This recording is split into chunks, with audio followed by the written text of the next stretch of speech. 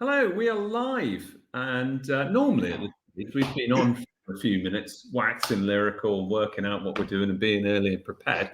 But my headphones didn't work, so we're kind of arriving a And little now we're bit, ready. a little bit flustered, but we're all calm. It is 3:30 in the UK, and the US is time. You've changed your time zone, Scott, right? It's 11:30. It's normally 10:30, right?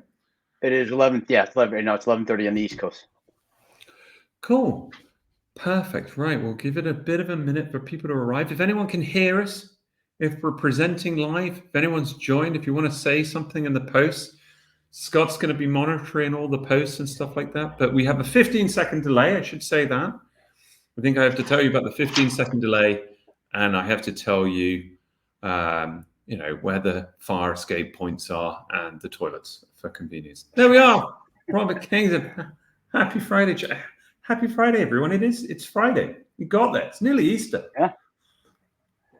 But anyway, let's come in and have a bit of a start. So, pricing, how to set and how to defend. Hey, well, we're going to have a little look at this. But before we do, let's do the little first thing. We say we're Guido Scientific. We tell you a little bit about who we are. We've got Scott and myself on here, along with another person called Dan. We run the consultancy, so we're consultants on behalf of this company. We have a number of other people. There's about 7 of us in total, based in the US and the UK and in Portugal. We help a lot of different companies, startup companies, established companies, and we help them launch, strengthen, accelerate, either get ready for sale or just get themselves going or get them entered into a market. But anyway, that was the advert. We're going to hear these comments when we talk about pricing. We're going to hear people say, well, we want to make X amount per unit, or we want to be cheaper than competitor X or Y or whatever, or we're amazing, we want X. And they're going to be the sort of statements that we find are going to be driven out by normally people with a financial background within a business that are trying to say what pricing should be. Now, these are all kind of valid strategies or tactics to be used, but they really, for me, don't have anything to do with pricing. The pricing that we're much more interested in is, well, what's it worth? How are we getting the best amount for this?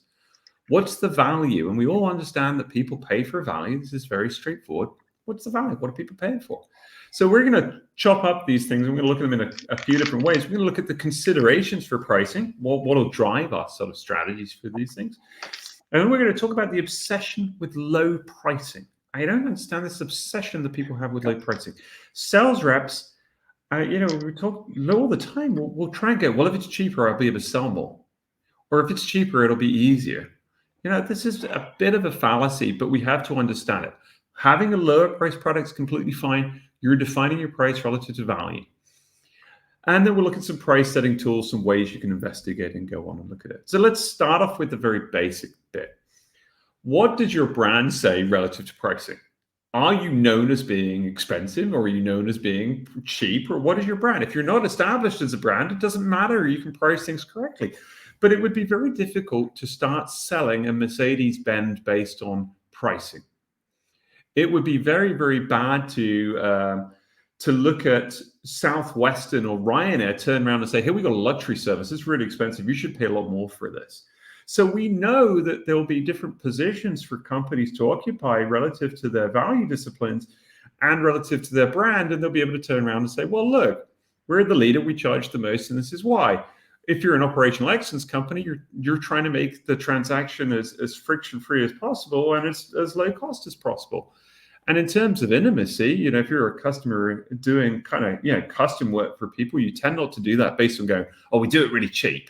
We'll make you a nuclear power plant, but we'll do it really cheap. This is a different way of doing it. So the first thing is, when you're doing this, you can look at a little bit around the pricing and the value within your company and your brand. It just has to fit naturally. The next thing really I want to think about is the market opportunity and looking at some of these points. We have got a question open. I'll answer that in a minute as we kind of come through, and Scott's monitoring these things. But let's just look at the next thing, market. So people are going to go to, again, some of these points around what is pricing going to help me achieve. In most instances, having a lower price is going to help you do things like increase your hit rate. People believe that we're reducing the friction within a deal. I'm going to be able to increase my hit rate. Some people might be able to tell you, well, okay, look, I've got lower pricing. I've got more units out there. I have better presence. So that's a bit of a difficult argument. Presence tends to come from channel and quote rate. And if you're pricing yourself out or pricing yourself below, you're going to shift between categories and you address your product addressable market. But overall, your market is going to remain the same, right? There are still a number of people within that market. There's a number of transactions to happen within that market. There's an amount of dollars to be spent within that market. So I don't see that we're actually going to get to this point where we're going to do a tremendous amount of value by changing the price here. So we end up with this sort of situation where we look at changing pricing, or we look at pricing relative to competitors being lower, and trying to work out what our current situation is, and is it worthwhile pricing high or low? So if we look to the market and we look at a MECO and we say, well, okay, this is a nice way of looking at two different product lines that we have, or two different markets, and we look at the competitors within that market, I'm trying to work out here, well, okay, if I'm in market A and I want to take some steal some share, who am I taking it from? It's a $100 million market. If it's defined correctly, it'll grow a little bit each year. But where am I going to take the share here? And is pricing really going to have any impact for me by doing that? Or is just physically turning up with a good product relevant?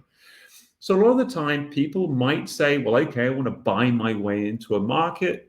And if so, who are they going to take it against? And is that person actually bothered in fighting you? I'm working for a company at the moment. We expect that the competitors in that market are just not going to be fussed by fighting us on the price in that. They'll probably exit and move to another market or move into different product areas. So we've got a couple of things here that we're thinking about as well. And we can take this a little bit further. We can say, well, what are the company objectives? Now people can say, well, James, money's the objective. Well, I kind of agree money is the objective. It's not the only objective. Some people have vision and mission and so on. But what money is different for different people. Some people might price because they just want to get a deal done and they're in survival mode. You get a lot of startups that go, look, if we get to sell this and we make 100 grand on it, that's perfect. That keeps us running for 2 months, right? You then get people in there who are looking at top line. There are people that are kind of going, well, all the time, look, we just want to drive revenue. A lot of companies will, particularly in startup phases or people that are trying to establish value, we call it in sales like putting big numbers on the board.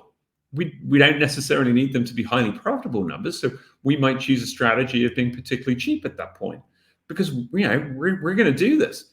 Someone's going to buy me later on. They can work out my cost structure. They can work out how they're going to make this thing work. But I want to prove that customers want me. And I might use pricing as a strategy there. Then you've got bottom line. I want more money. Or more importantly, nowadays, it's, I think, cash efficiency. Cash efficiency and bottom line are going to drive product managers and people to make products that are higher margins. And those higher margins, again, we have to work out why we care about that later on, and the value is really going to drive it. But you've got this kind of like bit where you're going to have people say, in a broker, when I was there, it would be like, you wouldn't put a product up if it was less than 70% margin. Because why would they want to tie up inventory? Why would they want to tie up their cash in this type of business? So we were pricing to the very highest amount. And it actually drove us as a business to end up with higher value products, but we couldn't be the cheap one. Then you get like family businesses who make enough. You meet some really good family businesses out there and they're just charging the going rate and they're charging all right and they're making okay. We want to buy a jet ski and we want to send the kids to a nice school. I mean, that's okay. That's all fine. Each of these can have a different impact on your pricing or structure. I have an operation, I have a skim business. One of those skim businesses, I don't mind making 20 points on it. I didn't do very much work for it. So you're going to have different businesses. They're going to have different objectives, which might drive pricing. And again, I don't really care because most of the time I want it to be value-based, but you might have some objectives that you're pushing for. One of the biggest issues I see with pricing is a falsity that happens with a lot of people, which is if we make it really cheap, we'll sell more.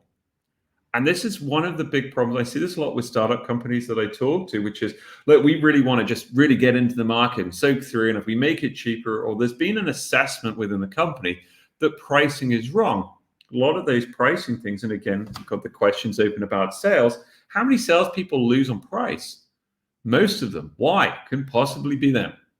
Couldn't have been outsold. Couldn't have been anything else. Normally something wrong with the product, some kick-ass feature we should have, or the pricing, right? So, we have these things, but normally there is some form of elasticity in the market for demand where pricing is having an effect.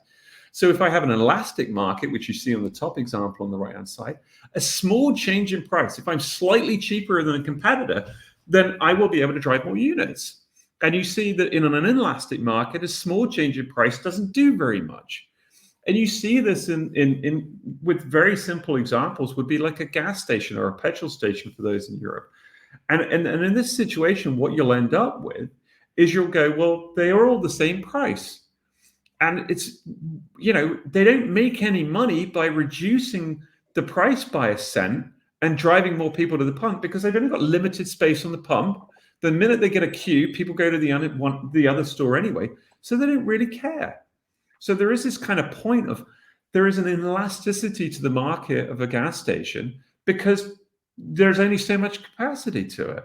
So really in this world, I have a lot of times where the inelasticity of, say, a confocal microscope is there. If you halved the price of it, I don't think you'd sell a lot more of them.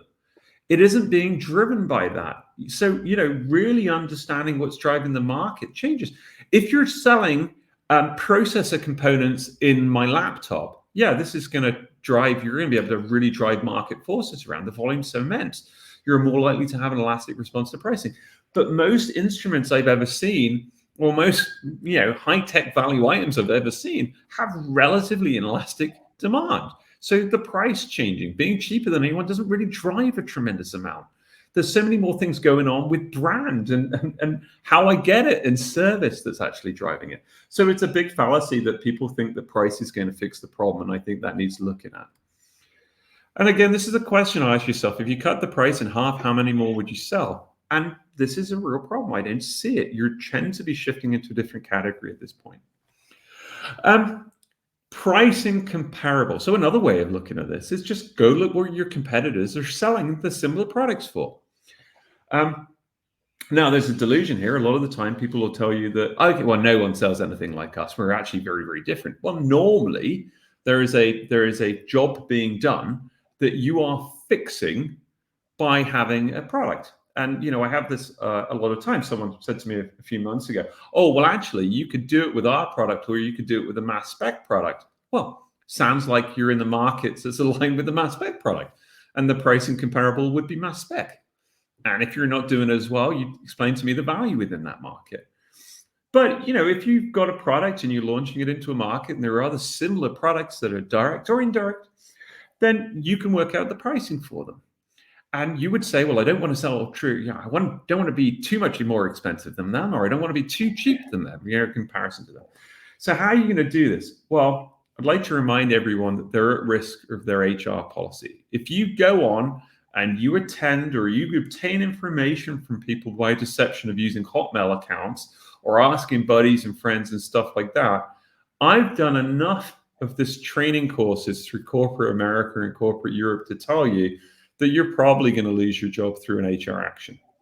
You morally cannot hold price lists for competitors or information like this, all of the training on this, all of the information saying you're putting yourself and your company at risk. So don't do it. So what could you do if you wanted to know pricing information? Well, I kind of have, the first thing is you've got purchasing records. And we can show you this in a minute. There are multiple ways where you can go off and find pricing information. All that pricing information is somewhat distorted, right? I'll explain why it's distorted in a minute. Or you can do perceived pricing. I really like perceived pricing. I go to the market and I say to 20 people in the market, how much do you think one of these costs? Now, you could say this. I did this recently for someone. I said, how much do you think a confocal costs, right? How much is a confocal? So give me a price for a high or a low. Oh, it depends on the number of lasers. Look, I don't care. Just give me a rough, like really expensive one. How much of this is, going to be a really expensive one or an entry one? You give me some perceived pricing. And that'll actually tell you a little bit more because it'll get you information about what that competitor is perceived to be charging in the market, not necessarily what a list price is. If we look at kind of price comparables, you can obviously go on to, there are lots of places out there that will give you procurement activity. If you go, you can see the NIH has all this sort of spending activity, and this is somewhat complex, and people don't put things in correctly, and people declare different values, and they give discounts, and they bundle stuff. But you'll find some useful information in there. If you sell into this market, you'll find some information in there. Now, talking of like price and value, all this information is free through the NIH. I probably wouldn't bother. I'd probably go through SciLeads. And the reason I go through SciLeads is they're taking freely available information, and their value to me is making it really easy for me to search it. That's their value. And do you know what? I pay for that value. And I'd like to remind everyone that a piece of bread is probably 10 cents and a slice of ham is probably 50 cents. And everyone's spending $5 on sandwiches. So we're okay. We're all right. We'll go through it. We understand value as a concept because we understand sandwiches cost money. If we look at this kind of next step, this is the problem I have with most of this is that we're starting to drive pricing in businesses based on cost plus or bill of materials times or cost of goods times. And this kind of comes out, and I've had this argument with lots of different people. This comes out of a lot of the time accountancy or finances or some form of internal metric. And that is fine for selection of product. Should we make this product? Can we make 3 times bill of materials on it? Yes. Then you should make that product and price it appropriately. Should we sell this product? We need to sell it at 3 times more. It makes no sense. This is kind of the historic way. This is really a bad way to price things because all the way through, we can understand markups. I understand this. If I do something for you, I'm not going to do it for free. You understand my markup, right? We've got a position and a price within a market. And sometimes I get to say no. I can't remember who it was, but someone said, they wanted to do a speech at a dinner, and they said, I can't remember who it was, a famous guy. And they said, well, he said, no, it's 50,000. He said, do you believe that's your value? And he went, no, I'm just saying I won't do it for anything less than 50,000. I don't care any of your metrics, right? So, but all of this strategy regarding costing and multiplication has nothing to do with the value. It's got nothing to do with the customer, nothing to do with the opportunity, the market, the technology, the patterns, the situation. And that's why I don't like this. This is an accountancy-driven calculation on pricing. And yes, you can have it in your business, but what it should be doing, it should be used to pick between projects for investment in products, right? Because let me get you, really, this is the simplest thing, and we all know this. If it costs X and you want to make 3 times X, but the market won't pay it, do something else. This is one of the things I talk to a lot of startup people with, and they say, well, if we do this, we could sell it to 2,000 Europe. And I went, well, the math doesn't work, so don't do it. Leave. Get a job. Start another business. Just don't do that because you have a will to do that if it doesn't mathematically make sense. So when I'm choosing between products and you would sit in the management team, we're going to go, okay, product manager A, walk in, give me your best idea. We see the value in this. Great. Do we make 70% margin on it? Good. But that's the work being done before it's being created and not as a pricing strategy, right? That's the aim. We should know the pricing information of what the market will bear and so on at that point. But for God's sake, don't try and make things expensive. Now, there are some tactics where you'll do, and there are a lot of companies that will go through and do something like an 80-20 analysis of products. There are some products that we put the price up to die. Well, they really like that one. Look, we've still got one cell open making it. It costs us a load of money to keep that cell opening it. We have 2 members on shift making the products. We don't have it all the time. It's really enough. Turn the price up. Get rid of it. It doesn't matter. See if they really will care and want to pay for it. But other than that, multiplication pricing strategies based on bill of materials are how you make decisions on which products to make, not a post-thought on pricing. Now, you get this other thing, and hopefully everyone gets the kind of thing. This is me being held over a barrel. There are 2 kind of advantage prices. One of them I kind of ethically am completely fine with, and the other one I'm not so fine with. But I have these situations where I have an exclusivity because of a patent or an investment. Hey, look, I went off and had I had my sensor designed and it cost me $2 million. I designed it. I came up with the idea for it. You know, I put the risk on it. I put my house into it. Yeah, okay. Yeah. You've got an exclusive situation. I'll pay more. Because now in this case, you've got to have the value to back it up, but I'll pay for it. I don't like it when, you know, you get into the second situation where it's regulated. If I want to buy a house in the UK, I have to go through a lawyer. I have to pay $2,000. It seems to be a tax, not a value. I don't like that. I don't like it when pharmaceutical companies say, "Well, I got this. Let's turn the price up." I mean, how expensive do you want, you know, drugs for diabetics to be? I mean, it's like this is just, you know, it's kind of like at the point where I find it pretty distasteful where you have advantageous pricing based on that. I'm all right with paying for people's kind of unique nature. I'm okay with that. But, you know, really the biggest thing is, and again, I get into these things, people have this adversity to being like cheap or expensive and so on like that. It's completely fine because it depends on value. If you're cheaper but you offer less and there's a different position, I'm completely on board. If you're expensive but you offer more, I'm completely on board. And most people are. And we'll pick based on these things. We'll pick based on all of these things about the brand discipline as well. We'll make decisions. I don't spend a lot of money on toilet paper. I spend a lot of money on boots. A friend of mine who's sadly no longer with us just said to me, I spend a lot of money on my bed and my boots because if I'm not in one, I'm in the other. So I spend a ridiculous amount of money on good shoes because they're important to me. So I'm going to spend different amount. Now, maybe there's not the value there. Maybe I have a different judgment of value. That's fine. But really what I want to see is a price to value, a P to V. And this is what I'm looking at in most instances. I'm looking at some form of ranking of the system of the value that's perceived. And the kind of concept here is pretty straightforward. So you understand the price of existing solutions. So go off and do your kind of perceived study. Go and look for data records and work out what it is.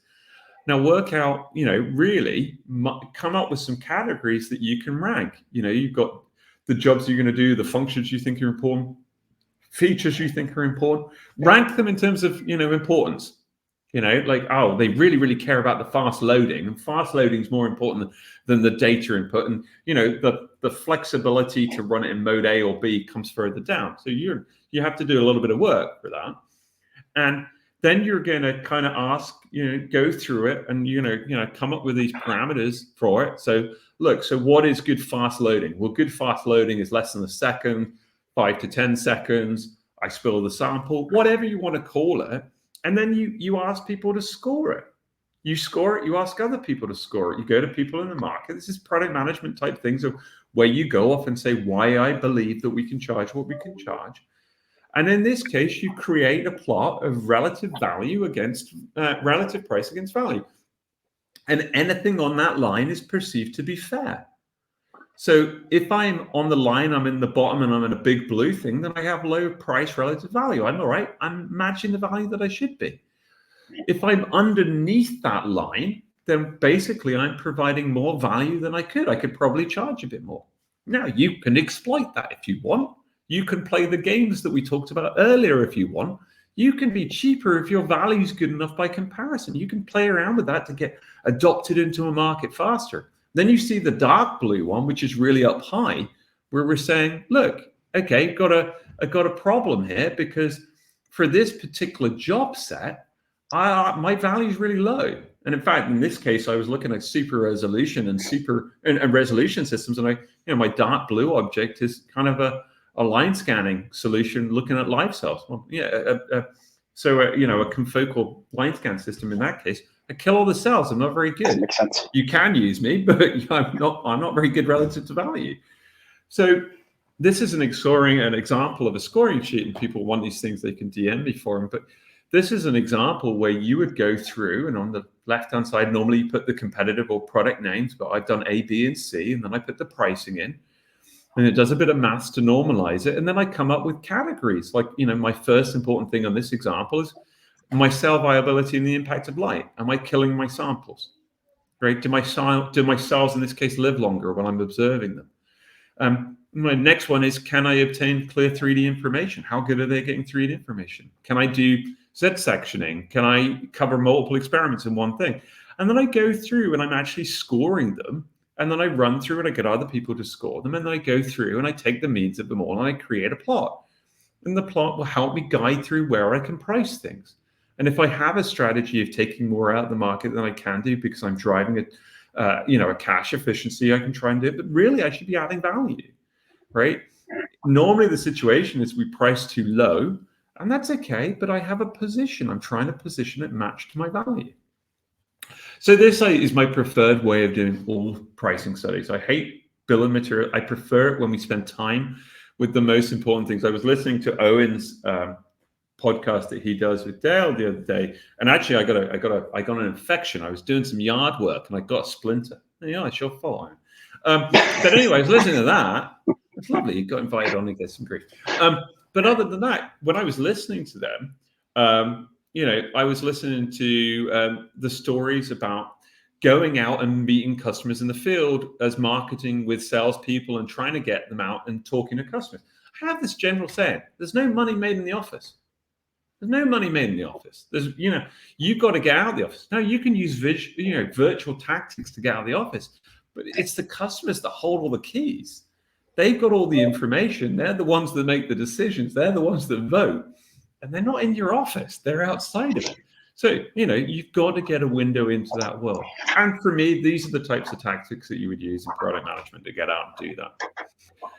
Now, you don't have to have one price.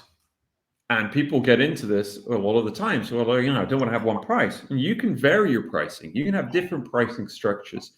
You can sell higher with OEM. We sold cameras. We'd sell them to end users at $10,000. We'd sell them to buckets into different markets in different ways.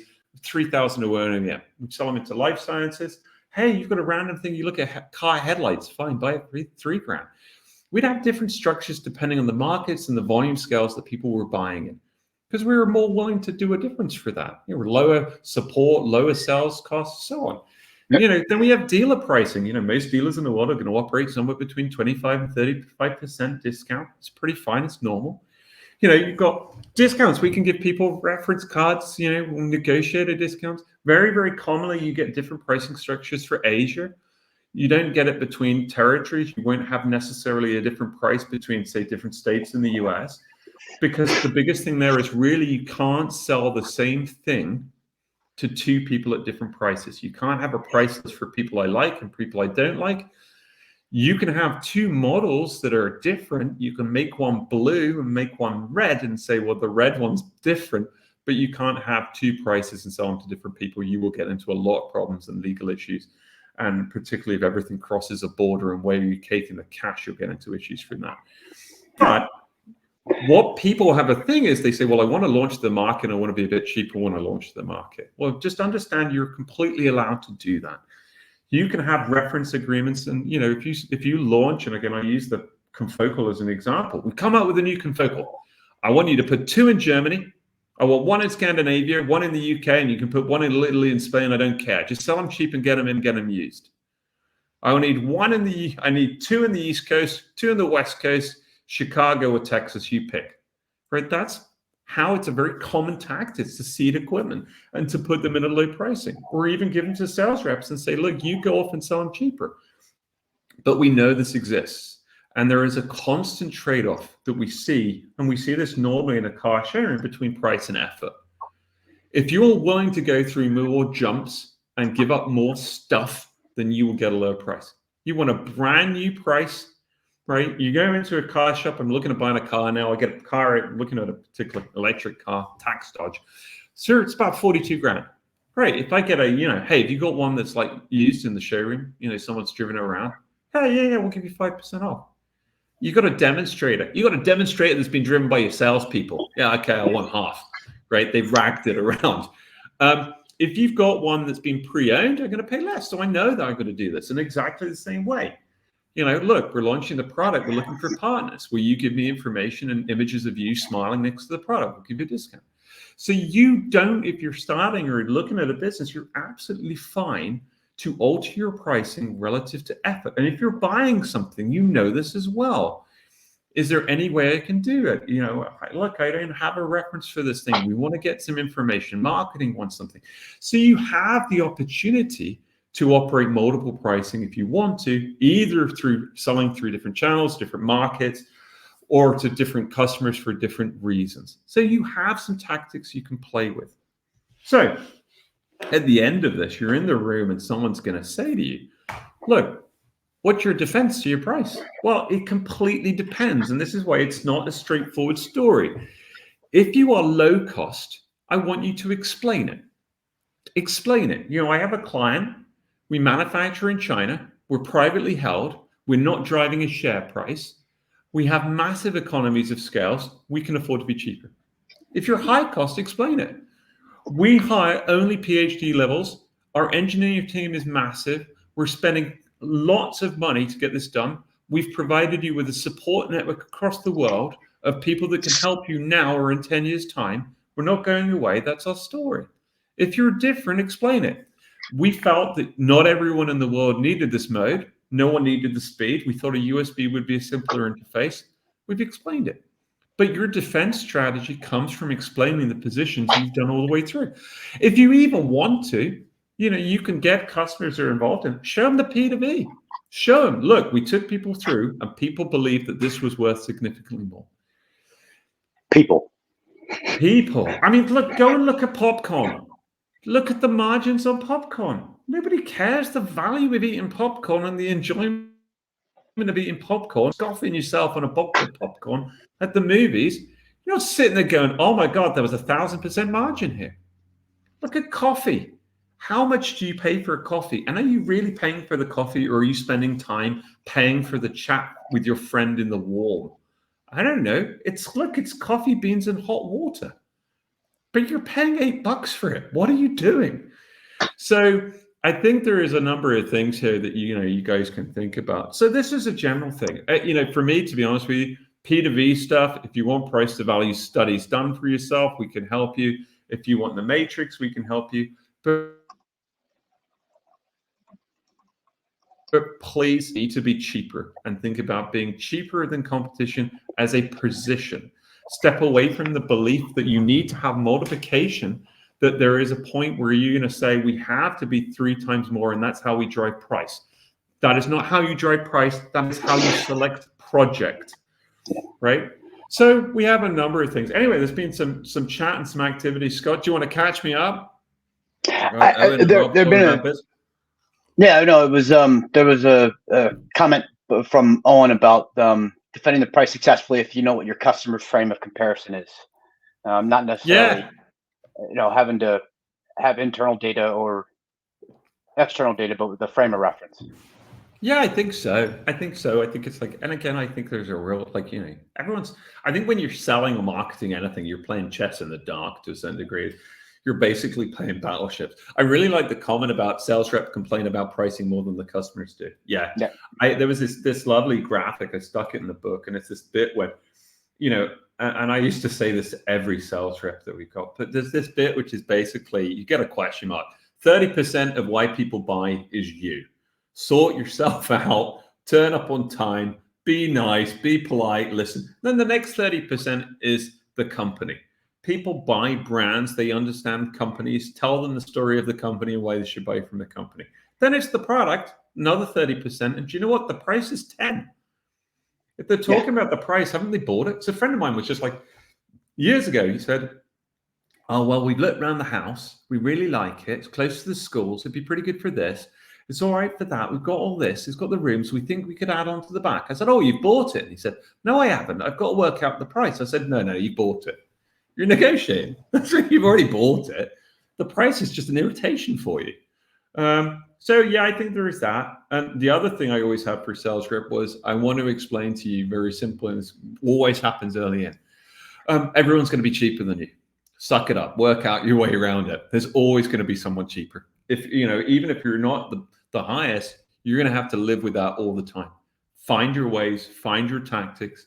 But that's on you. That's the kind of, unfortunately, we pay you as salespeople to, not only just turn up and show the products and have a lovely day out with customers. There's a little bit of stuff in there. We'll pay you more the more you are good at it. And that's why by the way, I love paying on margin. And this was another thing from Owen's thing, which is like, a lot of the time the salespeople can't control the costs. I think Dale brought this up. You can't control the costs of stuff as a salesperson, so it's very difficult to pay salespeople, for example, on to incentivize people based on like margins. No, but you could do something which is like a margin share. I talked about this a lot, where you could just say there's a presumed margin of 40%, and we're going to pay you based on the presumed margin. So if you discount by 10%, you're going to get paid less. Because if you discount the revenue by 10%, when we all lose a load more, but on your comp plan, you didn't do too badly. If you're being paid 3% of revenue and you discount, it doesn't hurt you very much. And this is an old Freakonomics point from years ago, which was like, why do estate agents not care when they discount your house? Well, if they give $10,000 off your house, well, they didn't lose very much. You lost $10,000. They lost 3% of $10,000. And that's why I prefer incentivizing salespeople, particularly if I got a discount or I'm trying to control stuff like that, on a perceived margin approach. So there we are. It was a bit of a rattle. There is some stuff. I always talk about the book. Keep buying the book. It's not like I got stuck of it. I just, I found it interesting to write. I hope someone finds it interesting to read or listen to. You too can go out in your garden and in your yard and do work and listen to podcasts or books or whatever, so you can listen to that. We haven't got any new ones at the moment. So I've got some ones that I'm just saying, people that are worth a watch for anyone who's not been around before. So understanding your market, your share, and your opportunity. That was an interesting one. We talked about the PPH program developed by these guys down in Texas. I forget the name of them now. They're really nice guys. But PPH model, we talked a little bit about that earlier on. 10 steps to a business development plan. It's been watched like, I know, about 1,500 times now. So that's like a really popular one, that one. That's just me going, don't just start phoning people up and prospecting, particularly if you're new. Come together with a plan that says something about who you are, work out what you can do. Who to hire for scientific sales? Again, like, who should we have on board? Who should we bring on board? I've just hired a couple of graduates and a PhD for someone to get them running. And that was an important thing to get there, and sometimes we want market experienced people. And then mapping out how you sell and exploring alternatives, a bit of a go-to-market one for that. But that's it at the moment, as I said. We're getting towards it. Have we got any other questions coming through? It's all been pretty quiet other than that. 15-second delay. So, all right, in that case, I think at this point, we're going to leave this up there. If anyone wants the Excel sheet for P2V, it was very kindly sent to me by Rob LaBelle, now retired, with his lovely beard and his mountain biking. So anyway, Rob sent it over to me. I'm pretty happy to share that with anyone else. But other than that, this is another one for the archives, as it were, Scott. So yes, we'll leave it there. I think it's unless you got anything, Scott? You got any observations? Any other bits? No, I think no. I was looking at some of the questions to make sure we got everything answered.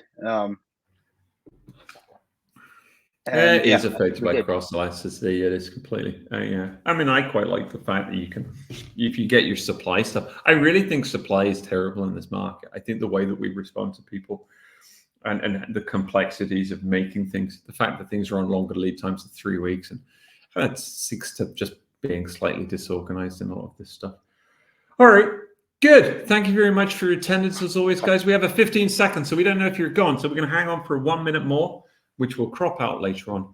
And if anyone's got any questions, you can ask them. If you want the P2V stuff, then send me a message and we'll get it through to you. Not that it's critical to get carved up. My question, I think, would be, at what point do you think, like on a P2V, would your price be so low that the cost of sale would be basically that you don't need salespeople anymore? If you make it too cheap, right? I think there are certain things where you don't need salespeople. I don't need a salesperson to buy a flight. I'm not sure that's driven by a P2V or just why do you need to pay the cost? I think that I've just done this for a client. I think that most of the stuff should be, a lot of product could be on a web shop. Doesn't mean the web shop has to be permanent access to people. It's just, it's a lot easier to explain things to people with pricing in front of them. You can lock shops and you can have access out from it. But Yeah, it depends entirely. And this goes back to sales disc. What do you want your salesperson to do? Are they doing a demo? Are they doing the finding? Are they doing the chasing? Are they doing a bit of everything? Yeah. There's a lot of you take a rep or a scope company, they do a lot of the stuff. They do most of the stuff. They're effectively mini franchises, right? That's the bit. But it depends what you want a salesperson to do. Yeah, I don't know. What's the most expensive thing you think you could do via a web or a simple no salesperson transaction, Scott? I mean, I regularly would spend $50,000 to $100,000 a year from Salesforce and never speak to anyone. Yeah, that's hard because it's so. In my opinion, it's just so different. There's another chat just popped up from Andy Turner. Want to know your view on publishing pricing on the website, on your website. Well, so there's a few things. So sometimes there's a convenience. If you're I think the first thing is, well, how does it help the customer? It's the first thing.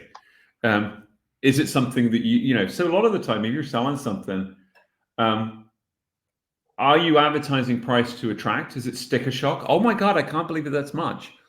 Or are you keeping the price secret because really what you actually want to do, and the markets I've operated in mainly are, we want to keep the pricing straight off the web because we want to use the salesperson at that point before they get the price to establish value. Right. In the old days, you'd say, I want to fly to New York, and you'd phone up British Airways and they'd go, yeah, it's £5,000. Do you want a Visa or Amex? I mean, it was pretty straightforward. There was, the pricing wasn't advertised there, but I think if you're selling something complicated as a solution, you don't want to be selected out by price. And what happens normally is during the kind of the research period, a lot of the time people are price hungry because most people want to knock it down to 2 or 3 vendors. And pricing is really the bit where they're getting you out. So if pricing is your negotiation point, and a lot of the time, that's why people contact you. That's the final missing bit of the key. And we all know customers arrive more prepared than ever to make a purchase. But they want. I was about to say, I think that's the most critical part of it. Is that the way that they're buying now has changed so much that just giving them the price basically will eliminate you from the need to even talk to you. I think in the best world, you would be so good at explaining your product's value on the web through, I don't know, some form of chip or injection where they make the right decision. But do you know what? 50% of the time I speak to people, they're probably buying the wrong thing. Or they haven't thought about the things that I'm thinking about because I'm doing a consultative sale. And if I'm doing a consultative sale, I don't want the price on the website. I want to have the consultative conversation. And, it's like, that's what we're going to have a conversation. Why? You want the price. Yeah. What do you want? I want to talk to you. I want to understand what you're doing. I want a position. I want to do it. So I wouldn't put the price on if I need that to happen. I do think that there are things like accessories. God, the accessories. If you're putting it on that you got a replacement power supply for $200, you're irritating me that I now have to phone you. You have made my life significantly more annoying. I used to get dealers go, I want to sell the power supplies. Well, you should have a better business model if you want to sell the power supplies, right? If there's a power supply, or in our cases, we used to have interface cards or cables and stuff like that. That's a buy it yourself, stop talking to me simplification. The other thing I really like is I do like having, and people say to me, if you've got a PowerPoint that explains the company, if you've got this, I'd rather do everything through a website. I'd rather my salespeople went out with a website. It doesn't have to be the main website, but particularly I found it useful of late. I did a lot of talking to customers in a particular market about pricing, and the perception was everyone pays something different. And the perception was I'm trying to arrange all these quotes, and I went, let's just stick it in a shop. We have a shop for someone. You have to talk to me to get access, but when you're in there, you can compare. You can do what you want between my products. You can generate your own quotations. If we're giving you a code for a promo, you can put it on. So yeah, I think it's true, but it has to suit your products and your market, which is the general caveat on most things. What's Owen's next question? He basically said he was asking about collecting data. It'd be good to see data on whether customers actually want to see a published price list or not, or if they really don't care. Genuinely, I think their emotion would be, yes, I'd love to see the pricing because then I feel more in control.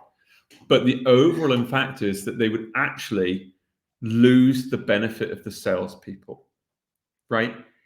There is a bit where I had a colleague who was I spoke to him earlier today, and he was so worried about pricing and so worried about stuff, and I was like, Matt, you are the value. Do you not understand this? People are buying because it's you. You have nothing to do with that. So, and then Andy was responding that some people, some customers do just want price, but usually they just don't want to speak to a salesperson. And I'm sure a lot of this, like from a VOC perspective, would be interesting, but it's going to vary from market to market, right? I mean, are you going to buy an $800,000 confocal without wanting to talk to somebody, or buying a $2,000 camera for a microscope that you can just buy on a credit card? Yeah, I find it. So it's a bit like I had to cancel Salesforce the other day, and this is a reverse transaction. Salesforce went through this entire process, which makes me now dislike Salesforce because they wouldn't let me cancel with a push of a button.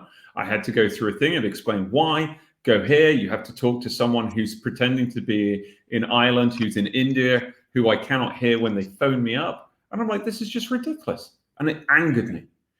Right. And in the same way, there are sometimes I want price for something and it angers me. It creates a barrier. I know you're too expensive because you won't tell me. So I think, and I kind of agree with your point, Scott, which is you have to do a VOC study because, again, we're all guessing. We're all guessing. This is all hunches based on experience. It's a shortcut for it. But there is a better thing. When we launched the shop, one of the big things we did was we want to speak to 10 people. The comparison tool is directly as a responsibility from one guy going, I like to buy like this. And I'm like, yeah, but it's wrong. Yeah. But it's like, yeah, because you're making, they wanted to have a little thing. Yeah, I mean, if it's straight published too, I would see that it would be difficult to have a discussion or negotiate with customers about, they've got a particular application or something they're doing that's interesting that could be beneficial. Yeah, you'd never be able to do that if you just published it and let them pay straight away. Yeah, I think it depends on the market, and it depends on, I think whether, again, what's the accepted norm in the market? For me, as I'll take you through the basic things that people need to buy all the time, that either needs to be on your website or in a private portal where people can buy all the time because you want to reduce the friction of the purchase.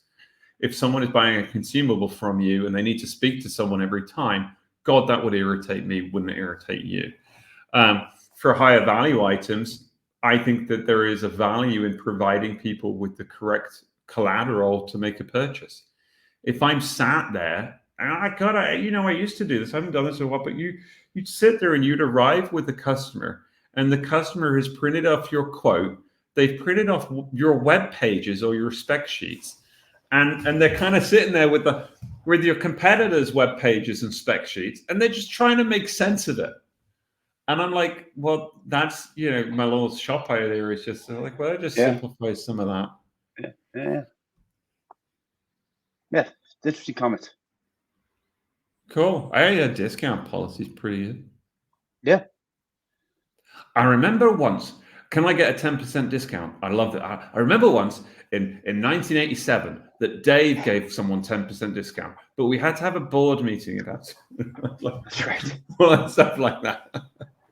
All right, I'll have a look at that. I think the company discounting policy is a good thing. Yeah. I think it should be. I think so. Again, there's a bit which is we all like to play games, but customers love transparency.